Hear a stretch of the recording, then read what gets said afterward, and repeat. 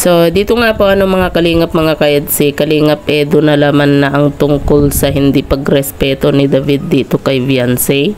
So, yan po yung ating pag-uusapan po mamaya mga kalingap mga kaedsi. Pero bago po natin ipagpatuloy ang video ito sa mga bago pa lang po sa ating munting channel, huwag po natin kalimutang suportahan ang ama ng Kalingap Kuya Val Santos Matubang at Kalingap Rab. At paunawa panoorin po muna ang full video bago mag-comment para malaman ang nilalaman nito. So dito nga po mga kalingap mga kaedsi, marami na nga po yung nagre-react nga po patungkol nga po dito sa ginawa or sinabi nga po ni Kuya David nga po dito kay Viancy na talaga namang marami pong umalma. Lalo na po sa mga supporter nga po ng Tambalang EDC. At syempre 'di ba, malalaman at malalaman po ni Kalingap Edu nga po yan. Kasi yung si Viancy nga po 'di ba, nalaman nga po niya yung sa LC. Kaya nga po dun sa video nga po sinabi nga po ni Viancy dito kay Kuya David yung LC.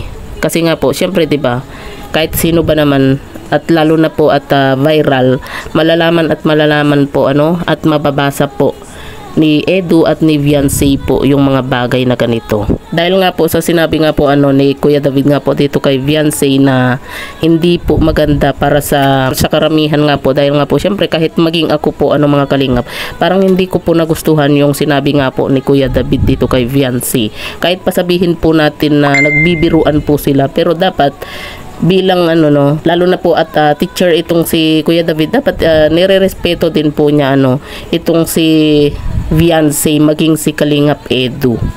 Kasi hindi po biro yung sasabihin po niya na best pakis ako, 'di ba? Hindi po magandang biro po 'yun.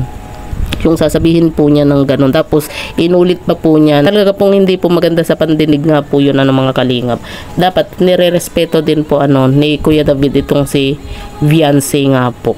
Kaya naman nabigla itong si Viancy at napasabi na lang ng kaagad-agad ng pambihira.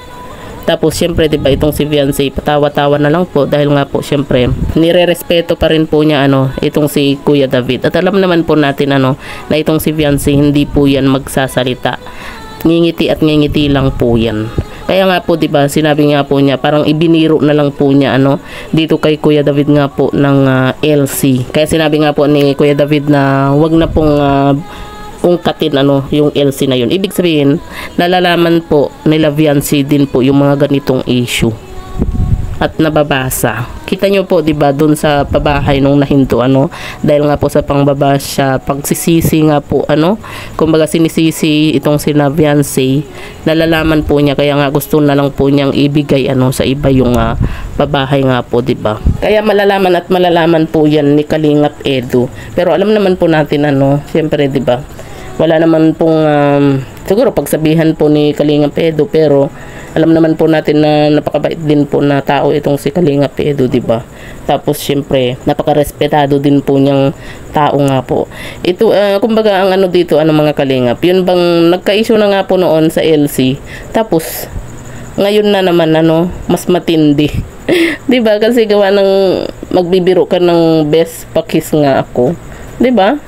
Kahit sabihin mong alam mong nagbibideo, dapat ingat na ingat ka sa mga binibitawan mong salita nga po kasi alam mo naman po na naka-video yun.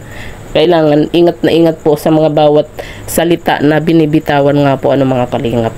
So yan po mga kalingap mga kaedsi, po yung masasabi nga po ninyo sa video ito, i-comment nyo lang po sa ibaba at babasahin po natin isa-isa.